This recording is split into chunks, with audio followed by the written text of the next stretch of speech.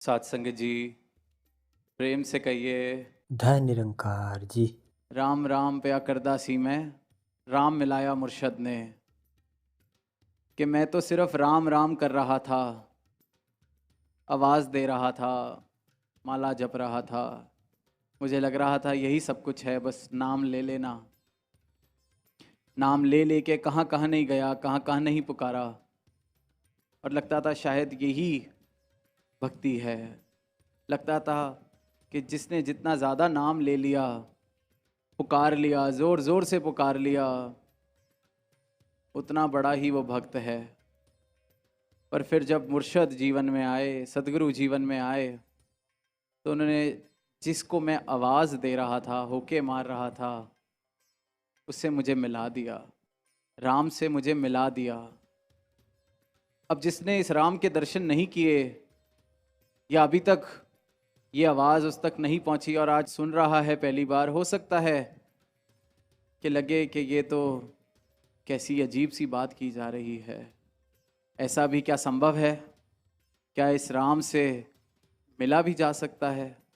तो ये जितने भी संत आज यहाँ आए हैं, ये जितने भी ब्रह्मज्ञानी महापुरुष यहाँ से पिछले कुछ घंटों से किसी भी माध्यम से, चाहे वो कविता थी, चाहे गीत थे, चाहे विचार भाव थे, वो सिर्फ और सिर्फ अपने ही जीवन का एक इंट्रोडक्शन दे रहे थे कि ये राम से हम खुद मिले हैं और ये मुर्शद ने राम को मिलाया है। ये किसी की और की बात नहीं, ये कहीं पढ़ी लिखी बात नहीं। ये अपने जीवन की सब गवाही दे रहे थे कि हम भी राम राम कर रहे थे, ये परमात्मा को ढूंढ रहे थे, पर राम इस मुर्शद ने मिलाया है, सदगुरु ने मिलाया है। तो हैरान होने की कोई इसके अंदर गुंजाइश नहीं। अगर वाकई ही राम को पुकार दी जा रही है हृदय से, तो राम के दर्शन, राम से मिलाया भी जा सकता है। ये सदगुरु यही करने इस धरा पर आते हैं। अब फिर अगला सवाल ये भी आता है कि किसको मिलाया जाता है राम से? क्या कोई एलिजिबिलिटी क्राइटेरिया है? क्या कोई चुनाव है कि कोई इतना पढ़ा लिखा होना चाहिए, किसी के पास कोई ऐसी इल्म होना चाहिए, किसी को इतने वर्ष हो गए होने चाहिए ये नाम लेते लेते या सत्संग में आते आते, या कोई खास तरह के लोगों को ये राम से मिलाया जाता है? तो उसका जवाब है कि ऐसा कुछ भी नहीं। जिसके दिल में श्रद्धा भाव, जिसके दिल में इस प्रभु को पाने की चाहत है, उन सबको मिलाया जाता है। वैसे तो लिखने वालों ने, कहने वालों ने लिखा है कि निर्धन के धन राम, निर्बल के बल राम। तो दास जब ये पंक्तियां पढ़ रहा था तो ख्याल गया कि निर्धन किसे कहा जाता है? क्या निर्धन जो हम संसारी भाषा में देखते हैं कि शायद जिसके पास ये संसारी सुख संसाधन नहीं है, शायद ये जो संसारी माया है उसकी तंगी है, उसको निर्धन कहा जाता है संसार में? तो क्या उस निर्धन की बात हो रही है? क्या वो निर्धन है जिसको राम मिलेंगे? फिर निर्बलता की जब बात हो रही है, तो क्या दुनिया में जो दीनहीन है, जिसका गुजारा नहीं चल रहा, जिसके पास कोई बल नहीं, ना शरीर का बल है, ना अक्ल का बल है, संसारी तौर पर जिसको निर्बल कह सकते हैं, क्या उसको राम मिलते हैं? अगर फिर ऐसा है तो ना जाने कितनी ही दुनिया, शायद वहाँ पर ऐसे हालात उन देशों में जहाँ पर शायद दो वक्त की रोटी भी कभी कभी नहीं मिलती, तो अगर निर्धन को ही और निर्बल को ही संसारी भाषा से जिसे निर्बल और निर्धन कहा जाता है राम मिलते हैं, तो उनको तो फिर बिना किसी कर्म के, बिना किसी कोई ऐसी सोच बनाए राम मिल जाने चाहिए थे। फिर राजा जनक जैसे राजा को तो राम मिलने ही नहीं चाहिए थे। फिर मीराबाई को तो ये कहना ही नहीं चाहिए था कि पायो जी मैंने राम रतन धन पायो। तो फिर ये किस निर्धनता की बात की जा रही है? अगर ये संसारी निर्धनता नहीं है तो फिर ये किस निर्धनता की, किस निर्बलता की बात की जा रही है? ये जब कहा जाता है कि निर्धन के धन राम,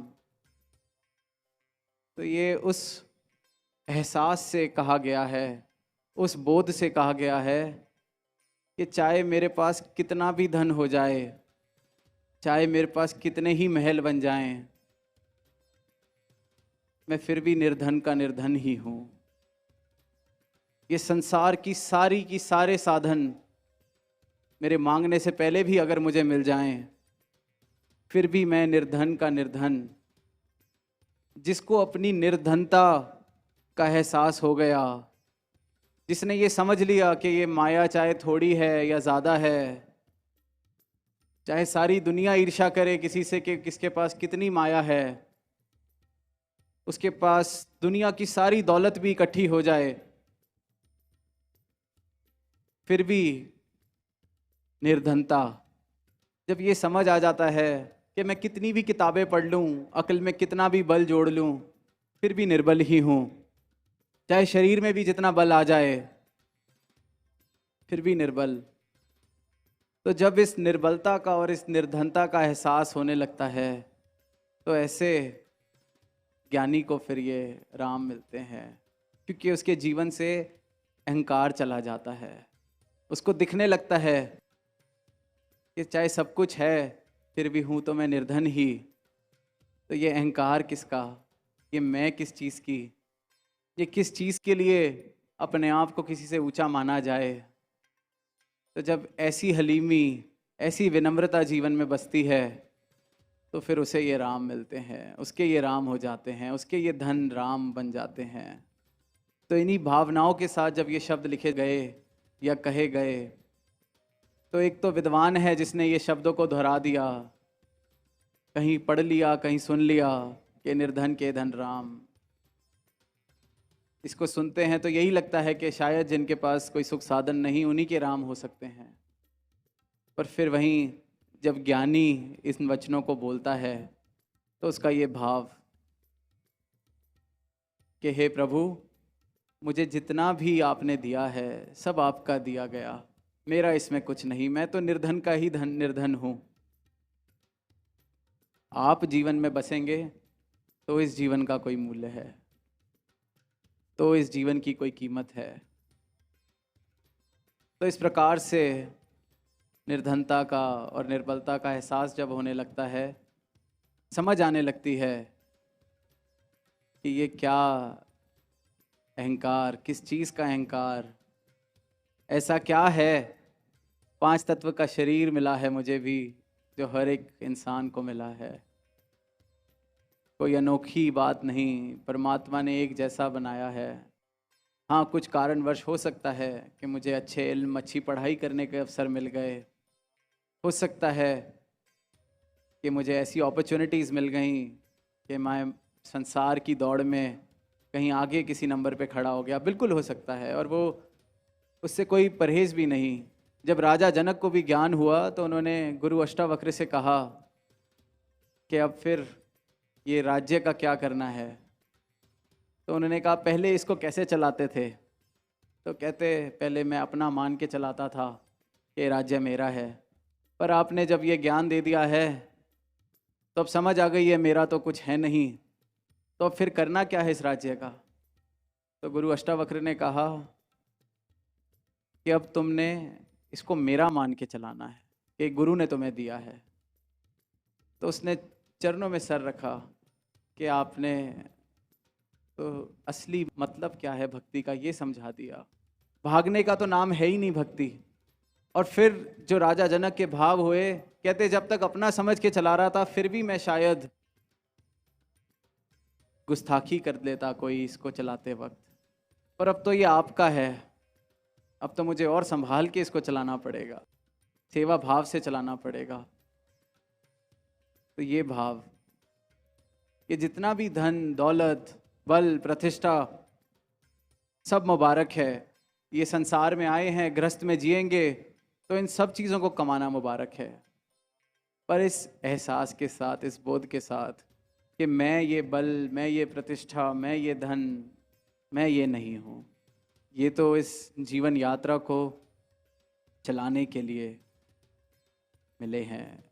इनके साथ ऐसी आसक्ति ना मैं कर बैठूं कि इन्हीं में ही घुल मिल के मेरा जीवन कटता चला जाए। कबीर दास जी लिखते हैं, भक्ति द्वारा सांकरा राई दसवें भाव।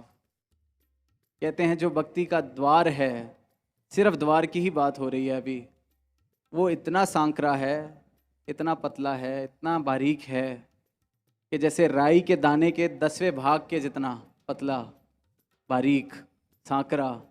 फिर आगे वो समझा रहे हैं कि जब इतना सांकरा, इतना बारीक पथ है जिस पर चलना है, जिसका द्वार ही इतना बारीक, उस पर फिर ये हाथी जैसा अहंकार जो तुम लेके चलते हो अपने मन में, उसके साथ कैसे चला जाएगा, कैसे शुरुआत होगी भक्ति की। तो वही बात, ये निर्धनता, निरअहकार, अहंकार करूं किस पर, ये निर्धनता मुझे समझ आ जाए, तब मेरी भक्ति की शुरुआत हो सकती है। फिर इसी भक्ति से मैं इस अपने राम से भी मिल लेता हूँ, राम से एकमिक हो जाता हूँ। और सदगुरु कोई भी ऐसे हमारे ऊपर कंडीशंस नहीं लगाते, सिर्फ अपने 5 प्रण जो देते हैं।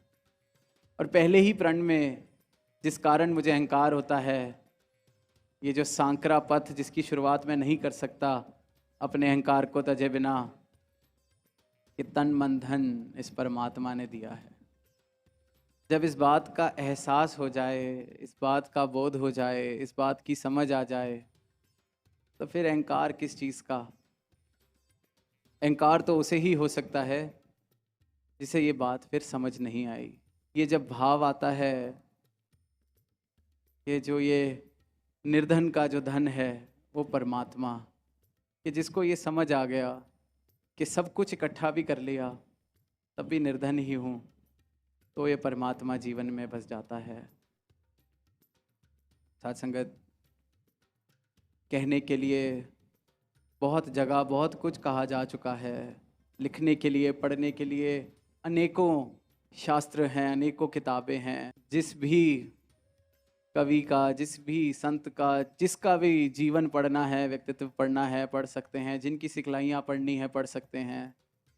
पर पढ़ने लिखने से अगर तो मेरा सिर्फ और सिर्फ ये विद्वान मात्र मेरी जो ऊंचाई है वो ऊंची होए जा रही है कि मैंने इतनी किताबें और पढ़ ली हैं, मैंने इतने संतों के जीवन को अच्छे से उनके ऊपर रिसर्च कर ली है, इतनी मैंने दोहे पढ़ लिए, इतनी मैंने वेद पढ़ लिए, इतने मैंने शास्त्र पढ़ लिए, वो सब बहुत मुबारक है।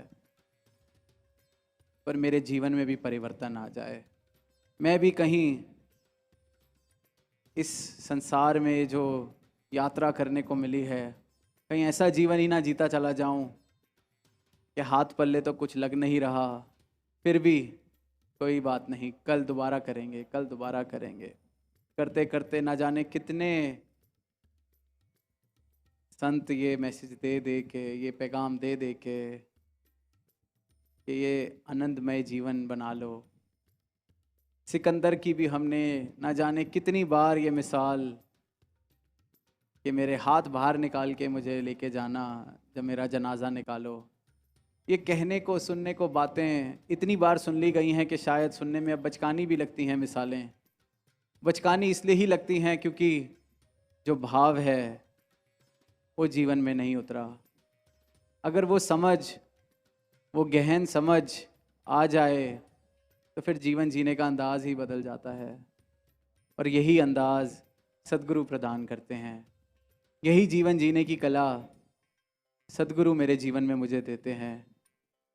अपने ब्रह्म ज्ञान को देकर पहले मेरी आंखें खोलते हैं, दिखाते हैं जिस राम को तू आवाज़ दे रहा है उस राम के पहले दर्शन कर और अब भक्ति कर। लेकिन साथ साथ ये भक्ति का द्वार ही इतना बारीक इन्होंने बनाया है कि थोड़ा सा भी अहंकार इस द्वार पर, इस पथ पर साथ नहीं चल सकता। ये जो हस्ती जिसको बनाने में, जिसको सजाने में, संवारने में हम पूरे का पूरा जीवन लगा रहे हैं, वो एक हबाब की सी है, पानी का बुलबुला। आज भी सुना हमने एक गीत में यही कि जिंदगी पानी का बुलबुला है। अब उस शायर ने किस संदर्भ में अपनी गज़ल लिखी थी वो तो दास को नहीं मालूम, पर यहाँ बखूबी बैठती है कि ये एहसास, ये बोध, ये ज्ञान, ये जीवन में आ जाए कि एक हबाब की सी ज़िंदगी के लिए इतना परेशान, इतना धन इकट्ठा, और ये धन भी ऐसा है जितना इकट्ठा होता जाता है उतना ज़्यादा ही इसको लेके भी उतना ही दुख है। जब तक नहीं था तब तक शायद इतनी टेंशन नहीं, इतनी चिंता नहीं, जितना बढ़ता जाता है तो ये एक बुलबुला हल्का सा, उसमें क्यों इतना भारीपन हम लेके चलना चाहते हैं। और आगे ये भी कहा है कि ये जो नुमाइश है ये शराब की सी है, ये जितना कुछ दिख रहा है जो आज मन को बहला रहा है ये एक परछाई मात्र है। तो ये जिस तरह पहले भी दास ने कहा कि कहने वाले बहुत कुछ कह गए, लिखने वाले बहुत कुछ लिख गए, अब ये जो ज्ञान है मैं कहीं सिर्फ वो बोलने वाला, कहने वाला विद्वान ना बन के रह जाऊं। मैं वाकई सही मायनों में ये ब्रह्म ज्ञान मुझे मिला है, सद्गुरु मेरे जीवन में आए हैं, तो वाकई मेरा जीवन भी ऐसा हो जाए, ऐसा परिवर्तन आ जाए कि हबाब की सी ज़िंदगी को, हबाब की सी हस्ती को भी मैं हंसते हंसते आनंदमय बना के गुजारता चला जाऊं। तो आज जहां पहला दिन ये लगभग संपन्न की ओर, और यही अरदास सारे ही मानवता के लिए भी और सारे ही महापुरुष जो यहाँ पहुँचे हैं और जो पहुँचना चाह रहे थे सबके लिए यही अरदास सदगुरु माता जी के चरणों में कि ये जो जीवन जीने का ढंग आप जी दे रहे हैं हम सबका वही ढंग बनता चला जाए, क्योंकि इसमें हमारा ही फ़ायदा है, हमारे अपने लिए ही। अगर स्वार्थी भी होना है तो इस प्रकार हम स्वार्थी होएं कि जीवन जीने योग्य बन सके हमारा। ऐसा स्वार्थ भी मुबारक है कि हमारा जीवन वैसा बन जाए जैसा होना चाहिए, जैसे सदगुरु चाहते हैं, जैसे मेरे को परमात्मा ने मुझे बनाकर भेजा मैं वैसा का वैसा बन जाऊं। जीवन में मेरा बस इतना ही स्वार्थ रह जाए। तो ऐसी ही अरदास कि सब जगह प्रेम, प्यार, रिश्तों में भी, सबके घरों में भी, ये जो हम अक्सर अरदास करते हैं और कहते हैं कि स्वर्ग का नक्शा बने हर घर में, तो वो तभी बनने वाला है जब ये एहसास हो जाएगा, जब ये ज्ञान बसेगा जीवन में, जब ये एहसास में बात आ जाएगी कि क्यों रंजिशें रखनी है किसी से, क्यों ये छोटी छोटी बात पर रिश्ते ख़त्म करने हैं, क्यों किसी को माफ़ी ना देकर अपने आप को खुद दुख पहुंचाना है। जैसे अगर किसी के पैर में कांटा लग जाए, चाहे वो खुद लगे या किसी ने चुभोया हो, अब किसी ने मेरे पैर में या मेरे बाजू में या मेरे हाथ में कांटा चुभा दिया और अब मैं सिर्फ़ और सिर्फ उसको कोसता जाऊं और उस कांटे को भी ना निकालूं कि देखो मुझे कांटा लगा के चला गया है, दर्द भी सहता जाऊं, उसको भी कोसता जाऊं, तो उसमें मैं भी कौन सा समझदार रहा। पहले उस कांटे को तो निकाल दिया जाए। इसी प्रकार माफ़ कर दिया जाए अगर वो माफ़ी नहीं कोई मांग रहा, क्यों उस कांटे को अपने साथ ले लेके चलना है। तो ऐसी सोची, ऐसी सोच, ऐसी भावना हर एक संत के, हर एक मानव के जीवन में आए। तातार से यही अरदास, सदगुरु के चरणों से यही अरदास, प्यार से कहना, धन धन निरंकार जी।